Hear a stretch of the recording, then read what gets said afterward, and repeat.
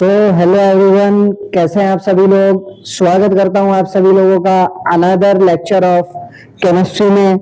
और बेटा पिछली क्लास में हम लोगों ने क्या देखा था भाई, ग्रिग्नार्ड रिएजेंट। ठीक है, ग्रिग्नार्ड रिएजेंट के बारे में पढ़ा था। ठीक है, मैंने आप लोगों को बताया था कि भैया ग्रिग्नार्ड रिएजेंट का जो आर होता है, ग्रिग्नार्ड रिएजेंट क्या होता है सर, ग्रिग्नार्ड रिएजेंट होता है हमारा RMgX।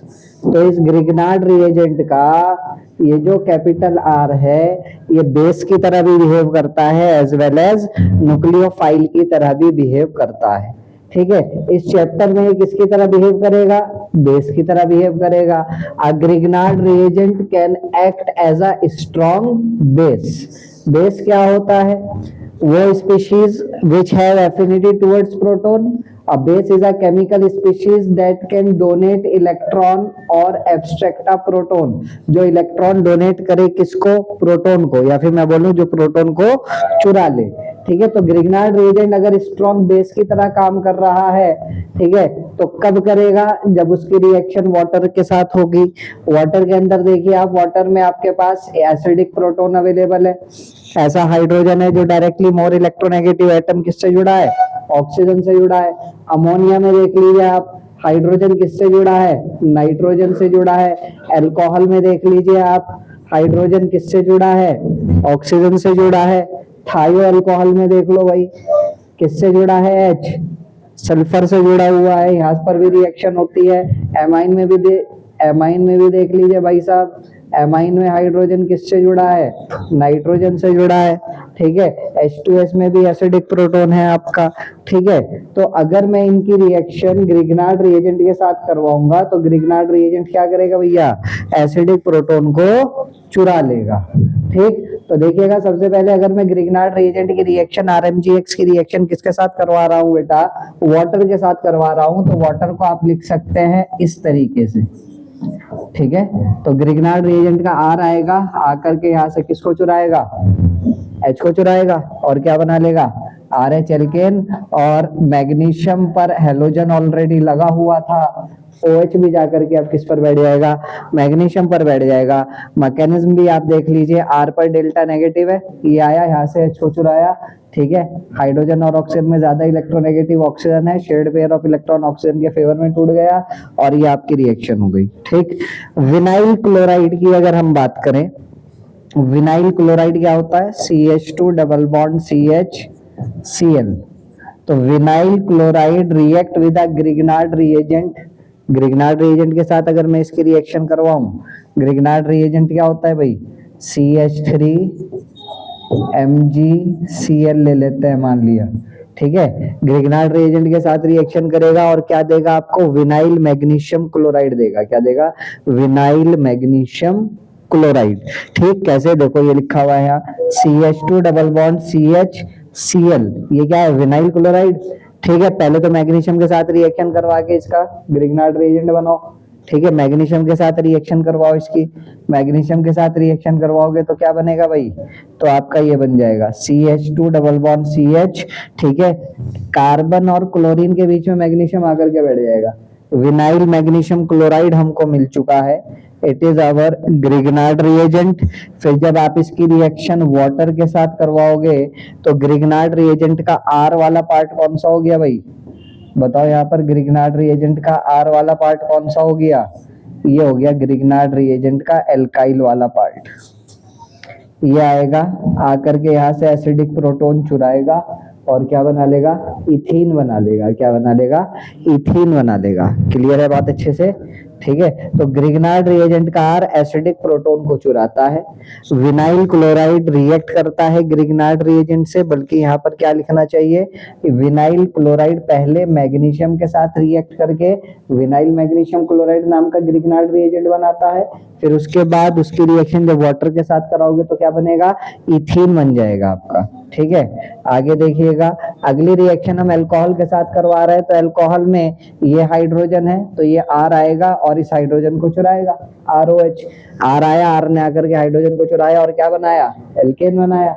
ठीक, अब यहाँ देख लो C6H5MgCl, इसकी रिएक्शन करवा रहे हैं किसके साथ, CH3OH के साथ। ठीक है, तो R वाला पार्ट कौन सा है भैया, ये वाला R वाला पार्ट है हमारा।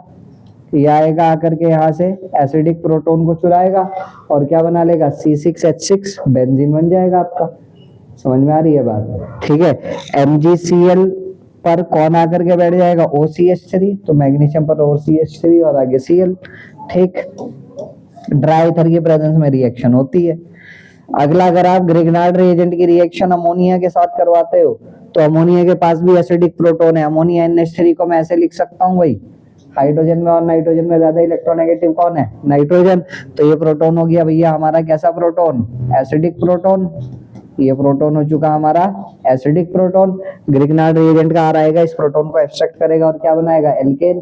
तो आप देख रहे हो इन सभी में क्या बन रहा है, एल्केन बन रहा है। क्या बन रहा है, एल्केन। ठीक है, CH3 CH2MgBr, तो R वाला पार्ट ही हो गया, तो ये यहाँ से आएगा, एक H चुराएगा।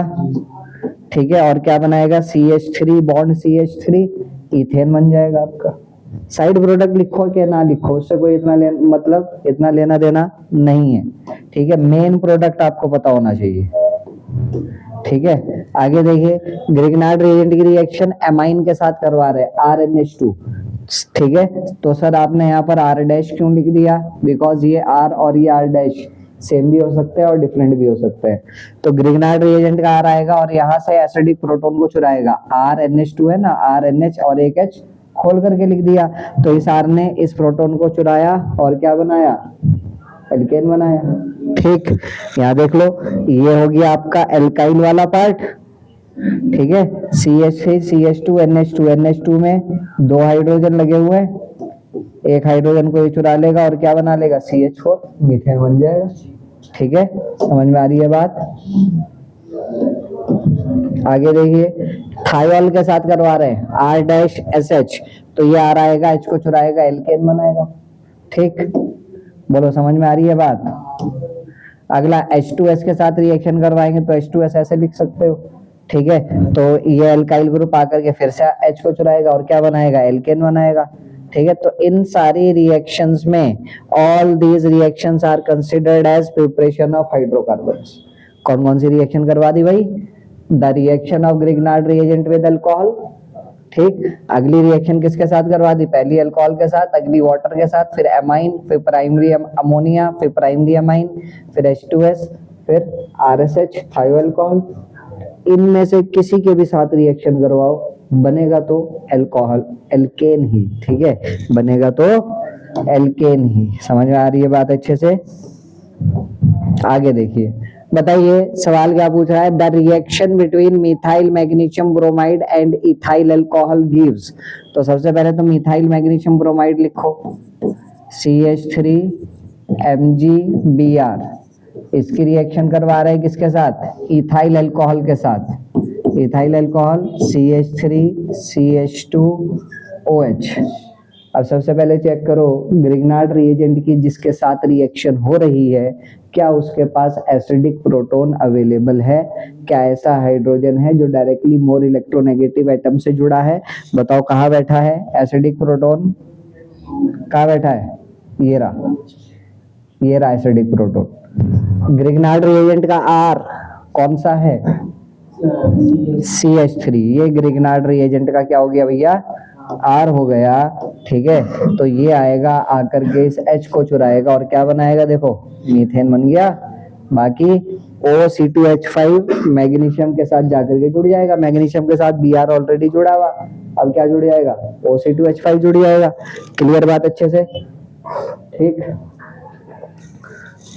चलो मोबाइल की बैटरी भी लो हो चुकी है, मोबाइल भी चार्जिंग पे लगा देते हैं।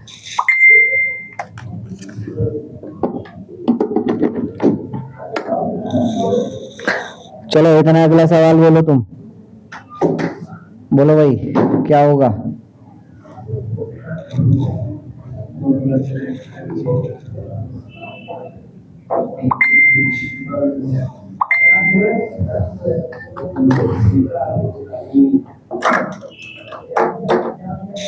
हाँ भाई क्या कह रहा, chlorobenzene reacts with magnesium in dry ether. Chlorobenzene, ये क्लोरोबेंजीन है आपका, मैग्नीशियम के साथ रिएक्शन करेगा किसकी प्रेजेंस में? ड्राई ईथर की प्रेजेंस में। ठीक, क्या बनाएगा? मैग्नीशियम जाकर के बेंजीन और क्लोरीन के बीच में बैठ जाएगा। ठीक, to give a compound which further reacts with ethanol to yield. अब ये इथेनॉल के साथ रिएक्शन करके क्या देगा? इसकी रिएक्शन करवाओ इथेनॉल के साथ, इसकी रिएक्शन करवा दो भाई किसके साथ? इथेनॉल के साथ। Ethanol C2H5OH। तो ग्रिग्नार्ड रिएजेंट का R आकर के किसको चुराएगा? बोलो किसको चुराएगा ग्रिग्नार्ड रिएजेंट का R आकर के? OH को या H को? ऑक्सीजन से जो H जुड़ा हुआ है। ठीक है, ये बेंजीन आएगा आकर के इस H को चुराएगा और क्या बना लेगा? बेंजीन बना लेगा। ठीक, तो देखो क्लोरोबेंजीन की रिएक्शन मैग्नीशियम के साथ करवाई, क्या बन गया? कंपाउंड है फिनाइल मैग्नीशियम क्लोराइड। इसकी रिएक्शन फिर किसके साथ करवाई? इथेनॉल के साथ। क्या बन चुका हमारा? बेंजीन बन चुका। समझ में आ रही है बात अच्छे से? आगे देखिए, अगला वुड्स रिएक्शन। अगली नेम रिएक्शन हमारी सबसे ज्यादा इंपॉर्टेंट रिएक्शन, वुड्स रिएक्शन। क्या कहता है वुड्स रिएक्शन? दो एल्काइल हैलाइड की रिएक्शन करवाएंगे किसके साथ? 2 सोडियम के साथ। ठीक, एल्काइल हैलाइड कितने? 2। ठीक, और ये एल्काइल हैलाइड दोनों के दोनों सेम एल्काइल हैलाइड होने चाहिए, डिफरेंट नहीं होने चाहिए। मतलब अगर ये लेफ्ट वाला CH3Cl है तो राइट वाला भी क्या होना चाहिए भाई? CH3Cl। बस अगले वाले को मैंने पलट करके लिख दिया, उल्टा करके लिख दिया। क्यों लिख दिया उल्टा करके? ताकि मैं यहाँ से आपको साफ साफ दिखा सकूं कि भैया कितने NaCl निकल गए बाहर। 2 सोडियम 2 क्लोरीन को लेकर के भाग गए। ठीक, 2 सोडियम 2 क्लोरीन को लेकर के भाग गए। और क्या हुआ? इस कार्बन की भी वैलेंसी फ्री हुई, इसकी भी वैलेंसी फ्री हुई। लेफ्ट वाला कार्बन भी रोने लगा, राइट वाला कार्बन भी रोने लगा। दोनों ने मिलकर एक दूसरे को चुप कर लिया। ठीक, और क्या बन गया हमारा? इथेन बन गया। क्लियर बात अच्छे से? ठीक, ड्राई ईथर की प्रेजेंस में ये रिएक्शन होती है। अब आप मुझे बताइए इस एल्काइल क्लोराइड में कितने कार्बन एटम है? 1। उसमें कितने कार्बन एटम आ गए? 2। इसका मतलब नंबर ऑफ कार्बन एटम्स क्या हो चुके हैं? Double. So this reaction is used to double the number of carbon atoms. ठीक, और जो एल्केन बना वो कैसा एल्केन है भाई? Symmetrical alkane. कैसा एल्केन है?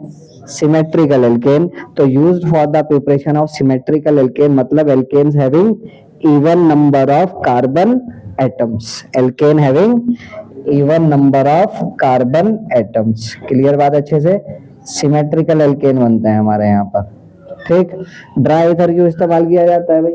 बिकॉज ग्रिग्नार्ड रिएजेंट एक वर्सेटाइल रिएजेंट है, हाईली रिएक्टिव है। ये ट्रेसेस ऑफ मॉइस्चर से भी रिएक्ट कर लेता है।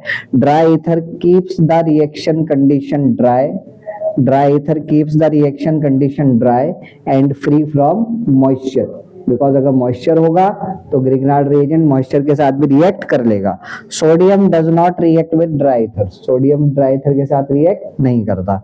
अब एक बार सवाल पूछा गया आपके बोर्ड एग्जाम में, क्या सवाल था कि आइसोप्रोपाइल क्लोराइड, यहाँ लिखा था आइसोप्रोपाइल क्लोराइड, एरो पर लिखा था sodium dry ether, sodium in presence of dry ether, और आगे लगा हुआ था भैया क्वेश्चन मार्क।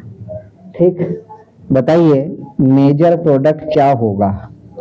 अब जो नॉर्मल बच्चे हैं वो क्या करेंगे? आइसोप्रोपाइल क्लोराइड का पहले स्ट्रक्चर बनाओ, CH3CH CH3, ये ग्रुप क्या कहलाया जाता है? आइसोप्रोपाइल। इसके आगे क्या लगा दो? क्लोरीन। फिर लिखो 2 सोडियम अगर पूरी रिएक्शन लिखनी है। फिर इसी आइसोप्रोपाइल क्लोराइड को पलट करके लिख दो। ठीक, फिर एरो के ऊपर लिखो ड्राई ईथर। एरो के ऊपर क्या लिखो भैया? Dry ether. ठीक, फिर यहाँ से 2 NaCl निकाल दो बाहर।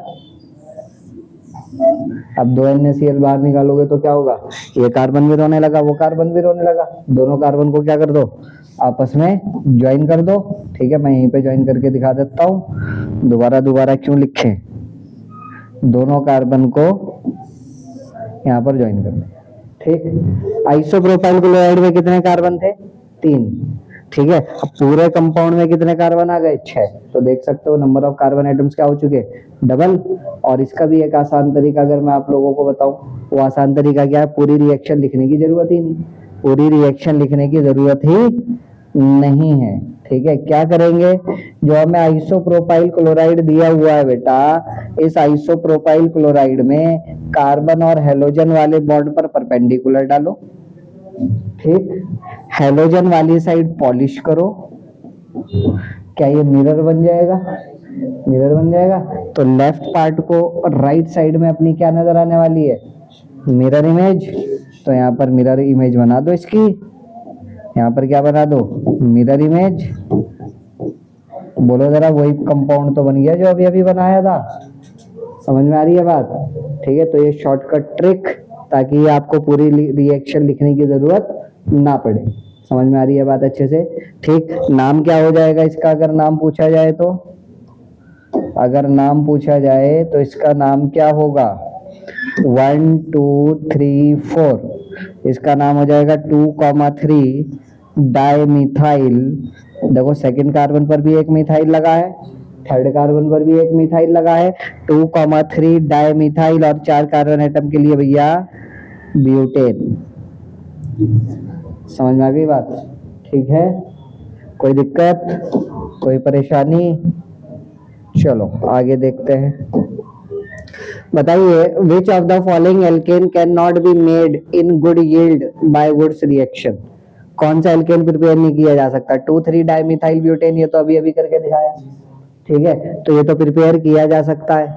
अगला normal butane, normal hexane, normal heptane, बिना सॉल्यूशन देखे। ऊपर वाले की कसम है तुम्हें, सॉल्यूशन नहीं देखना। बोलो। हाँ, फिर भी नजरें तो जाती हैं सॉल्यूशन पे, क्या करें।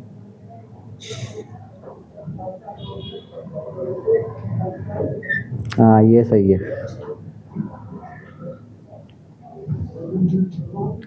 कौन सा एल्केन प्रिपेयर नहीं कर सकते। अगली बारी एक स्लाइड पे केवल सवाल डालूंगा, सॉल्यूशन अगली स्लाइड पे डालूंगा।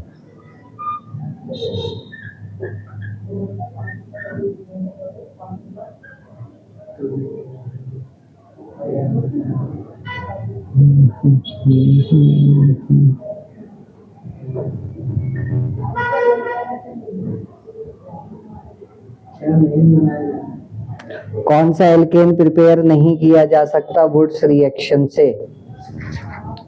अरे अभी अभी बोला कि alkane with even number of carbon atoms can be prepared by this method. मतलब जिनमें odd number of carbon atoms आएंगे वो वाला एल्केन प्रिपेयर नहीं किया जा सकता। हेप्टेन में बोलो कितने कार्बन एटम आएंगे, heptane, hept hept 5, hept hept वो तो पेंट होता है। 6 के लिए हेक्स, 7 के लिए हेप्ट। तो हेप्टेन में 7 कार्बन एटम आएंगे। 7 इवन है या ऑड है, ऑड है। तो इसका मतलब हेप्टेन प्रिपेयर नहीं किया जा सकता by this method. Generally Wurtz reaction is used to prepare an alkane having an even number of carbon atoms. ठीक, in the given option except normal heptane all the other options contain alkane with an even number of carbon atoms. So correct answer क्या हो जाएगा भैया हमारा, correct answer हो जाएगा B for ball. ठीक है, चलो आगे देखो। अगला जो मैंने अभी अभी बोला कि एल्काइल हैलाइड, 2 एल्काइल हैलाइड आप लेकर के चल रहे हो, वो दोनों एल्काइल हैलाइड आपके सेम होने चाहिए, डिफरेंट नहीं होने चाहिए। ठीक है, अगर मान लिया दोनों एल्काइल ग्रुप आपस में बराबर नहीं है, दोनों एल्काइल ग्रुप आपस में बराबर नहीं है। ठीक है, मान लेते हैं एक R को मैंने मिथाइल ले लिया और R डैश को मैंने क्या ले लिया, इथाइल ले लिया। ठीक है, तो देखो जरा, पहले मिथाइल क्लोराइड और इथाइल क्लोराइड आपस में आ गए। भाई आपने कंपाउंड के अंदर दो एल्काइल हैलाइड डाले, मिथाइल क्लोराइड भी डाला, इथाइल क्लोराइड भी डाला, सोडियम भी बढ़ा है। अब हो सकता है मिथाइल क्लोराइड और इथाइल क्लोराइड की आपस में मुलाकात हो, वहां से 2 NaCl बाहर निकल जाए तो क्या बन जाएगा भाई, क्या बन जाएगा, CH3 CH2 CH3, ये पहला प्रोडक्ट बन जाएगा। ठीक, हो सकता है 2 मिथाइल क्लोराइड की आपस में मुलाकात हो जाए। अरे मुलाकात तो किसी की भी हो सकती है, तो किस्मत पे डिपेंड करता है, जिससे आप चाहते हो आपको नहीं मिलते और दूसरे लोग आपको मिलते रहते हैं। ठीक, 2 मिथाइल क्लोराइड की आपस में मुलाकात हो जाए तो क्या बन जाएगा, इथेन बन जाएगा। ठीक, हो सकता है 2 इथाइल क्लोराइड की मुलाकात हो जाए आपस में, CH3 CH2Cl और Cl CH2 CH3, 2 sodium 2 chlorine को लेकर के भाग जाएंगे और क्या बन जाएगा, ब्यूटेन बन जाएगा। समझ में आ रही है बात? ठीक है, तो ये अलग अलग मिक्सचर ऑफ एल्केन्स आपको मिल जाएंगे अगर आप 2 डिफरेंट एल्काइल हैलाइड लेकर के चलोगे। ठीक, अब एक ही टेस्ट ट्यूब के अंदर प्रोपेन भी मिल गया, इथेन भी मिल गया, ब्यूटेन भी मिल गया, अब सिरदर्दी हो गई, बैठ करके सेपरेट करो। ठीक है, तो इसीलिए ताकि ये सिरदर्दी ना हो, हम डिफरेंट एल्काइल हैलाइड लेकर के नहीं चलते। ठीक है, alkanes with both odd and even number of carbon atoms are obtained in this case. Odd number देखो 3 कार्बन आ रहे, यहाँ 2 कार्बन आ रहे, यहाँ 4 कार्बन आ रहे। ठीक, in this case we get a mixture of alkanes. ठीक, the separation of such alkane is also difficult, it is not a preferred method, इसी वजह से it is not a preferred method to obtain alkanes with odd number of carbon atoms। Clear बात अच्छे से? ठीक है, because mixture of different alkanes मिलेंगे आपको which are difficult to separate। यही सवाल रीजनिंग में पूछा जाता है आपसे। ठीक, लिमिटेशन वगैरह क्या है, लिमिटेशन ये है भाई, सबसे पहली limitation, when the same alkyl halide is used alkane with an even number of carbon atoms are obtained, but when different alkyl halides are used a mixture of alkanes are obtained। तो limitation ये तो आ गई, अगर different different alkyl halides use करोगे तो mixture of alkanes मिलेगा, ये सबसे पहली लिमिटेशन। अगला, generally Wurtz reaction is preferably used to synthesize alkanes with an even number of carbon atoms only. Odd number of carbon atom बना ही नहीं सकते, ऑड नंबर का बनाना चाहोगे तो मिक्सचर मिलेगा। ठीक है, which is difficult to separate. समझ में आ गई बात? ठीक, आगे देखिए भाई, अगला आता है हमारे पास रिडक्शन। रिडक्शन करवाएंगे हम एल्काइल हैलाइड का। ठीक है, रिडक्शन करवाएंगे किसके साथ, in hydrogen in presence of nickel platinum palladium, temperature 525 kelvin, या फिर आप डाल दीजिए zinc copper couple in presence of ethanol, या फिर आप डाल दीजिए zinc in presence of HCl, या फिर डाल दो tin in presence of HCl, या फिर लिथियम एल्यूमिनियम हाइड्राइड। सभी में क्या केस होगा, R और X के बीच का बॉन्ड तोड़ो, लेफ्ट साइड में एक H, राइट साइड में एक H, एल्केन बन गया और HX निकाल दो बाहर। ठीक, एल्काइल आयोडाइड का रिडक्शन करवाओगे तो हाइड्रोजन आयोडाइड डालना पड़ेगा इन presence of red phosphorus, temperature 430 kelvin. ठीक है, एक H लेफ्ट साइड में, एक H राइट साइड में। ठीक है, तो एल्केन बन जाएगा आपका। ठीक है, और इधर HI बन जाएगा, फिर वो आपस में I2 बना लेगा। ठीक, क्लियर बात अच्छे से? आगे देखिएगा, अगला आता है भैया हमारे पास, यहाँ पर हमारी chemical properties of haloalkanes समाप्त हो चुकी है, कंप्लीट हो चुकी है। अगली आती है हमारे पास chemical properties of haloarenes या फिर एराइल हैलाइड्स। ठीक, तो हेलो एल्केन्स में सबसे पहली केमिकल प्रॉपर्टी क्या पढ़ी थी, न्यूक्लियोफिलिक सब्स्टिट्यूशन रिएक्शन। यहाँ पर भी मेनली क्या क्या प्रॉपर्टी पढ़नी है हमें हेलो एरीन्स की, सबसे पहली पढ़नी है भैया न्यूक्लियोफिलिक एरोमेटिक सब्स्टिट्यूशन। ठीक, उसके बाद अगली पढ़ेंगे इलेक्ट्रोफिलिक एरोमेटिक सब्स्टिट्यूशन। उसके बाद अगली केमिकल प्रॉपर्टी पढ़ेंगे रिएक्शन विद मेटल्स। ठीक, तो 3 केमिकल प्रॉपर्टी पढ़नी है हमें यहाँ पर, न्यूक्लियोफिलिक सब्स्टिट्यूशन, इलेक्ट्रोफिलिक सब्स्टिट्यूशन और रिएक्शन विद मेटल्स। ठीक, जिस तरीके से मैंने आप लोगों को बताया था एल्काइल हैलाइड की रिएक्शन आपने NaOH एक्वस के साथ करवाई थी, याद है कि नहीं याद है? यहाँ पे न्यूक्लियोफाइल कौन होगा, OH नेगेटिव, यहाँ पे न्यूक्लियोफाइल कौन होगा, OH नेगेटिव। ये OH नेगेटिव जाएगा, R पर अटैक करेगा, यहाँ से X नेगेटिव बाहर निकलेगा, क्या बन जाएगा, ROH और आगे बाहर कौन निकल जाएगा, NaX। ठीक, तो यही काम अगर मैं क्लोरोबेंजीन की रिएक्शन करवाता हूं किसके साथ, क्लोरोबेंजीन की रिएक्शन करवाता हूं NaOH एक्वस के साथ, तो आप कहोगे यहां से कौन सा न्यूक्लियोफाइल मिलेगा भाई, कौन सा न्यूक्लियोफाइल मिलेगा, OH नेगेटिव। तो ये OH नेगेटिव जाएगा, जाकर के अटैक करेगा किस पर, ये नेगेटिव पॉजिटिव, ये नेगेटिव जाएगा जाकर के इस कार्बन पर अटैक करेगा, यहाँ से Cl नेगेटिव बाहर निकलेगा और क्या बन जाएगा हमारा बन जाएगा फिनॉल। क्लियर बात अच्छे से, ठीक। But this reaction is not that much easy, इतनी आसानी से ये रिएक्शन नहीं होती। ठीक, aryl halide nucleophilic substitution reaction तो दिखाते हैं, बट नॉर्मल कंडीशन पर, नॉर्मल टेम्परेचर पर नहीं दिखाते। उसका रीजन क्या है, aryl halides, why aryl halides do not undergo aromatic nucleophilic substitution reaction easily, उसके ये 4 रीजन है बेटा। ठीक है, विनाइल और एराइल हैलाइड, चाहे विनाइल हैलाइड हो, विनाइल हैलाइड मतलब CH2 डबल बॉन्ड CHCl, ये विनाइल हैलाइड है। ठीक, एराइल हैलाइड मतलब पहला वाला विनाइल क्लोराइड हो गया, अगला वाला CH2Cl। ठीक है, या ये तो एराइल हैलाइड नहीं, ये तो बेंजाइल हैलाइड हो गया, डायरेक्टली यहाँ पर लगाता है Cl, ये हो गया भैया हमारा एराइल हैलाइड।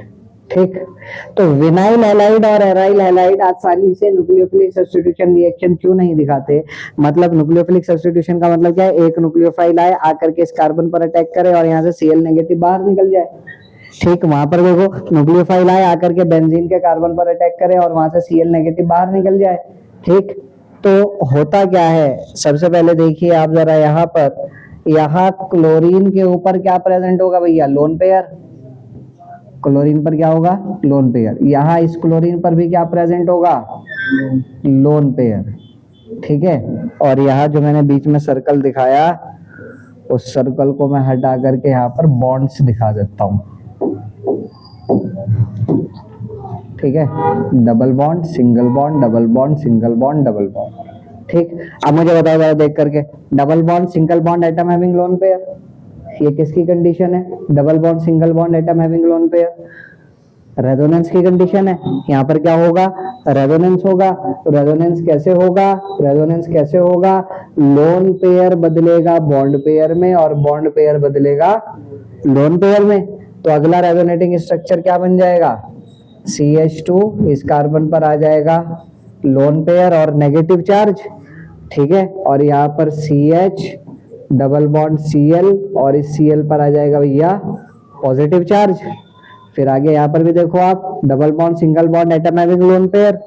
ठीक, लोन पेयर बदलेगा बॉन्ड पेयर में, बॉन्ड पेयर बदलेगा लोन पेयर में, तो अगला रेजोनेटिंग स्ट्रक्चर क्या आ जाएगा, इस कार्बन पर आ गया लोन पेयर और एक नेगेटिव चार्ज, ये double bond as it is, ये double bond as it is. ठीक, और यहाँ कार्बन और क्लोरीन के बीच में क्या आ जाएगा, डबल बॉन्ड, क्लोरीन के ऊपर बचे केवल 2 लोन पेयर और क्लोरीन पर आ गया पॉजिटिव चार्ज।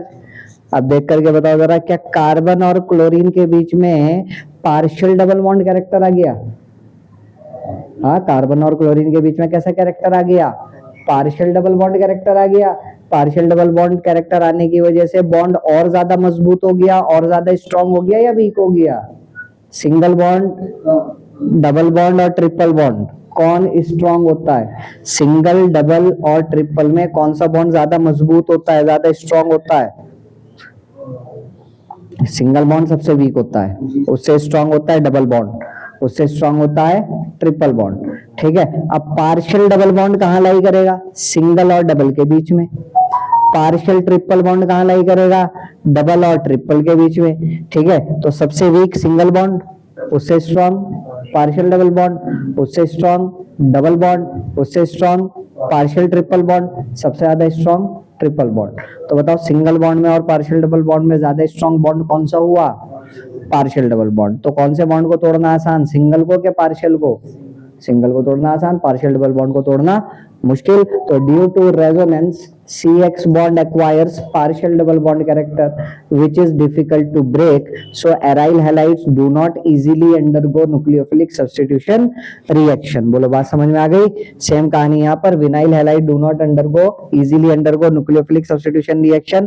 पहला रीजन समझ में आया, partial double bond character in CX bond. Clear बात? अगला रीजन देखिए, difference in hybridized state of carbon in CX bond. Difference in hybridized state of carbon in CX bond. For example मैंने यहाँ पर लिखा CH3Cl, ये अल्काइल हैलाइड लिखा या एराइल हैलाइड लिखा? लेफ्ट वाला एल्काइल हैलाइड लिखा या एराइल हैलाइड लिखा? एल्काइल हैलाइड, ठीक। और ये मैंने लिखा भैया यहाँ पर एराइल हैलाइड, ठीक। या डायरेक्टली यहीं पर Cl लगाओ।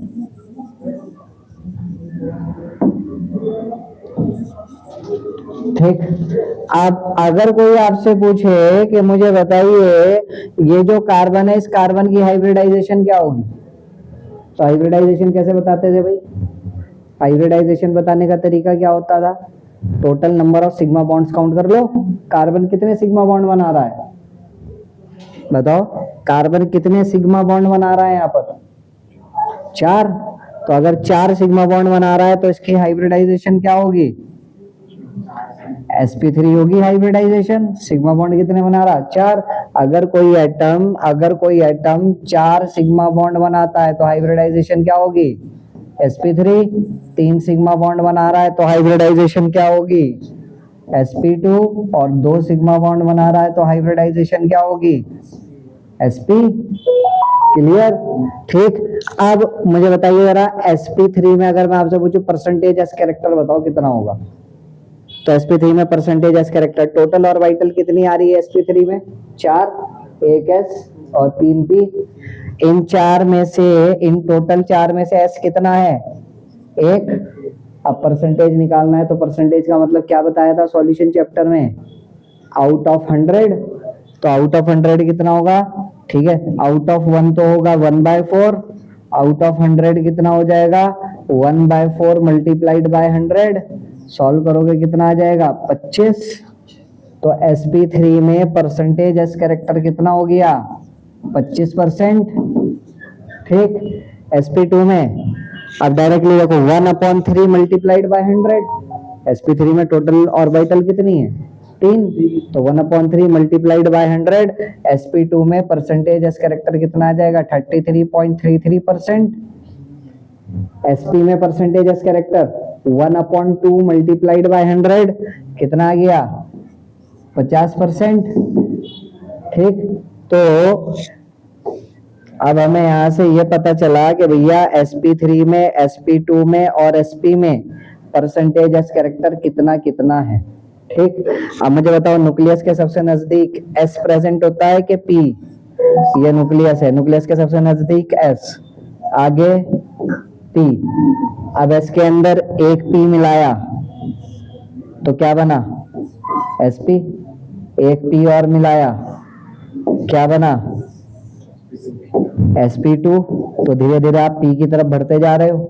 एक p और मिलाया क्या बना? sp3। और लास्ट में p के पास आप पहुंच गए। क्लियर है बात?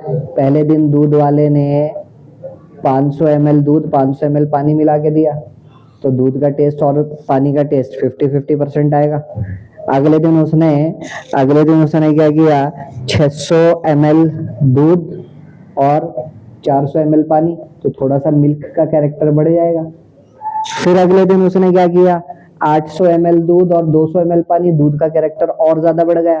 फिर अगले दिन उसने क्या किया? पूरा 1 लीटर दूध दे दिया, तो दूध का कैरेक्टर और ज्यादा इंक्रीज हो जाएगा, 100% हो जाएगा दूध का कैरेक्टर। समझ में आ रही है बात?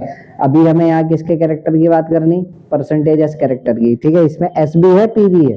परसेंटेज एस कैरेक्टर भी निकाल सकते हो, परसेंटेज पी कैरेक्टर भी निकाल सकते हो, बट हमें मतलब किससे है? परसेंटेज एस कैरेक्टर से। ठीक है, तो इसीलिए देखो वहां पर क्या निकाला? Percentage S character. अब मुझे बताओ न्यूक्लियस के सबसे ज्यादा नजदीक कौन है?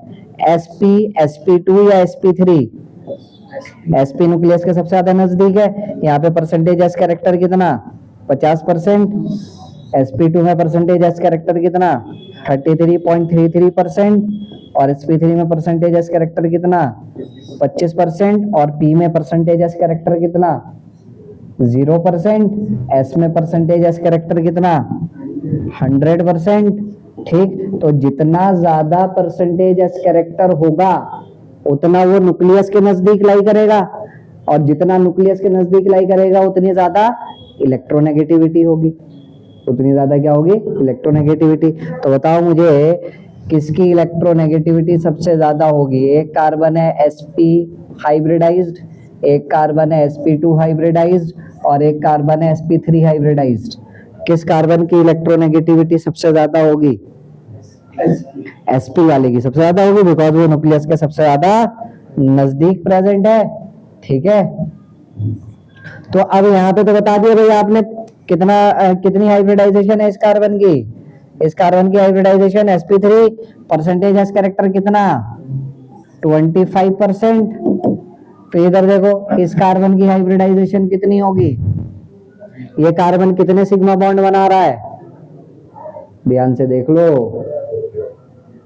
कितने सिग्मा बॉन्ड बना रहा है, एक ऊपर और दो साइडों में, 3 सिग्मा नहीं बना रहा, 1 2 3, तो 3 सिग्मा अगर बना रहा है तो हाइब्रिडाइजेशन क्या हो जाएगी sp2, परसेंटेज एस कैरेक्टर कितना हो जाएगा 33.33%। तो बताओ परसेंटेज एस कैरेक्टर ज्यादा कहां पर है, एल्काइल हैलाइड में या एराइल हैलाइड में। परसेंटेज एस कैरेक्टर ज्यादा कहां पर है, एल्काइल हैलाइड में या एराइल हैलाइड में, एराइल हैलाइड में। तो इसका मतलब कौन सा वाला कार्बन ज्यादा इलेक्ट्रोनेगेटिव है, एल्काइल हैलाइड वाला या एराइल हैलाइड वाला, एराइल हैलाइड वाला। वो वाला कार्बन ज्यादा इलेक्ट्रोनेगेटिव है, वो शेयर्ड पेयर ऑफ इलेक्ट्रॉन को अपनी तरफ खींचेगा, जिस वजह से बॉन्ड लेंथ क्या हो जाएगी छोटी हो जाएगी। बॉन्ड लेंथ छोटी हो जाएगी तो बॉन्ड का तोड़ना आसान होगा कि मुश्किल होगा, मुश्किल होगा, इसीलिए बॉन्ड आसानी से नहीं टूटता। बोलो पूरी बात समझ में आ गई अच्छे से। ठीक, आगे देखिए 2 पॉइंट्स हम लोग समझ चुके। अगला पॉइंट क्या आता है भाई, इनस्टेबिलिटी ऑफ फिनाइल कैटायन। अगर आपके पास क्लोरोबेंजीन है और आपने यहां से Cl नेगेटिव बाहर निकाल दिया, ये Cl नेगेटिव आपने यहां से बाहर निकाल दिया, तो क्या बनेगा, बेंजीन के ऊपर पॉजिटिव चार्ज आ जाएगा। बेंजीन के ऊपर कैसा चार्ज आ जाएगा भाई, पॉजिटिव चार्ज आ जाएगा, फिनाइल कार्बोकेटायन बन गया। अब ये फिनाइल कार्बोकेटायन अगर मैं आपसे बोलूं, ये जो पॉजिटिव चार्ज आया है किसके ऊपर आया है भाई, sp2 हाइब्रिडाइज कार्बन के ऊपर आया है। और sp2 हाइब्रिडाइज कार्बन न्यूक्लियस के नजदीक होता है, अभी अभी बताया न्यूक्लियस के नजदीक है और उस पर पॉजिटिव चार्ज आ रहा, तो न्यूक्लियस और पॉजिटिव के बीच में रिपल्शन नहीं होगा। तो sp और sp2 हाइब्रिडाइज कार्बन पर, sp और sp2 हाइब्रिडाइज कार्बन पर अगर पॉजिटिव चार्ज आ जाए तो वो हाईली अनस्टेबल होता है। sp और न्यूक्लियस के नजदीक थोड़ी पॉजिटिव चार्ज रखने की बस कोशिश करोगे, न्यूक्लियस पे खुद के ऊपर पॉजिटिव चार्ज है तो दोनों के बीच रिपल्शन नहीं होगा। तो sp और sp2 हाइब्रिडाइज कार्बन पर पॉजिटिव चार्ज आना सबसे ज्यादा अनस्टेबल होता है। ठीक है, तो ये फिनाइल कार्बोकेटायन जो बना ये हाईली अनस्टेबल है, और अब ये कभी भी स्टेबिलाईज नहीं हो सकता, रेजोनेंस के जरिए भी ये स्टेबिलाईज नहीं हो सकता, इसीलिए आप यहाँ पर SN1 मैकेनिज्म नहीं लगा सकते। क्लियर हो गई बात अच्छे से। तो इनस्टेबिलिटी ऑफ फिनाइल कैटायन समझ में आ गया। ठीक, अगली बात देखिए भाई, अगली बात लास्ट पॉइंट क्या लिखा हुआ है, pi electron cloud of hello arenes. मुझे बता बेंजीन के पास इलेक्ट्रॉन की कमी है या इलेक्ट्रॉन का खजाना है, बहुत ज्यादा बहुत बड़ा खजाना है इलेक्ट्रॉन का। 3 पाई बॉन्ड है बेंजीन के पास, ऊपर से सोने पे सुहागा, बेंजीन के ऊपर क्लोरीन लगा हुआ है, उसके पास भी 3 लोन पेयर है, और ज्यादा इलेक्ट्रॉन डेंसिटी।